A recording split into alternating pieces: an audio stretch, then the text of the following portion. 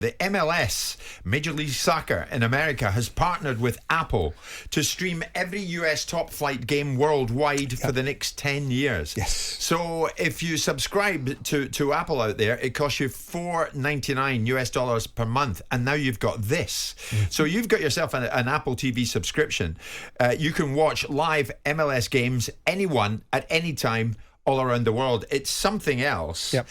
So what do you think? Is this what's going to happen here? Will the Premier League ever go fully digital? It's what should happen. It's what I've been talking about for probably about 3 or 4 years, about the Premier League building its own platform, owning its own content, rather than doing it through third-party outlets like Sky and BT and the overseas deals that they've signed. Because if you build your own platform, like the Netflix of football idea that I've been mooting for some time, charge 100 million people around the world that would easily subscribe to it, $9.99 a month, which is no great shake in terms of cost. It's no great hardship. You'd be generating, as you can work out, 10 or 12 billion a year. Yeah. So then you look at the 3 billion that football's currently getting, and of course there's a lot of associated costs. That's before you even get to advertising revenue. So of course there's a point in question that the Premier League should be getting off its backside and moving through the gears.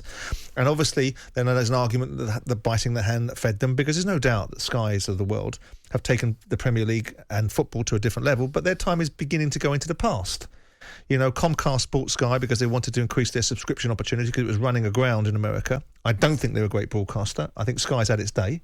And I think there is an opportunity. Sky's has its day. I do think that they've become a linear broadcaster, and their price point now is becoming to a point where the churn factor for the subscriber is becoming higher and higher, because they're having to price football higher and higher and higher to be able to pay the money to get this football in the first place. So of course there is a joint venture, or even a go out on your own sort of scenario. Can you imagine the investment banks if the Premier League actually went to them and said, listen, we want to build a platform, and we want to generate 12 billion a year in subscription revenues before we even talk about advertising revenue? Well, who would be biting their hands off at the risk to do that? You are right, Simon. The figures here, the numbers here are mind-boggling. Apple say it's the first for a major professional sports league. So this deal is worth a reported 208 million quid a year.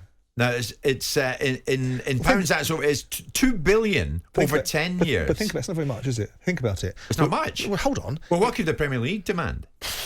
60, 70, 80, 100 times that? This is a fleggling league that doesn't have anywhere near the potency. That's what I mean. Potency or reach of the Premier League. There's no relegation. So, but this deal here, no jeopardy. £2 billion over 10 years. Yeah. That's £200 million a year. Okay? Yeah. That's equivalent to one overseas deal that the Premier League strike with a broadcaster. One, right? The Premier League generates 3 billion a year, not 200 million a year. So this is like comparing an apple to an orange. It's like comparing a feast to a famine. There is a vast difference between what Premier League can achieve and the revenues that it can drive. But what it's doing is showing the way that football, sport and other sports are going to go, which is a method of delivery. I've always believed that streaming and every game could be broadcast. I don't believe in the 3 o'clock watershed anymore, because it was only put in place to protect live attendances, and live is live and it will always be live, and there will always be an audience for live. So I do believe that the Premier League needs to get its digital thinking into the right place and advance itself, because this 3 billion a year that's being generated currently is a drop in the ocean. It's like asking someone to get drunk in a bath when they put a teaspoon of vodka in there. There's so much more than the Premier League can do. That's quite an image, that. Where did that come from? Getting drunk in a bath with only a teaspoon of vodka in it.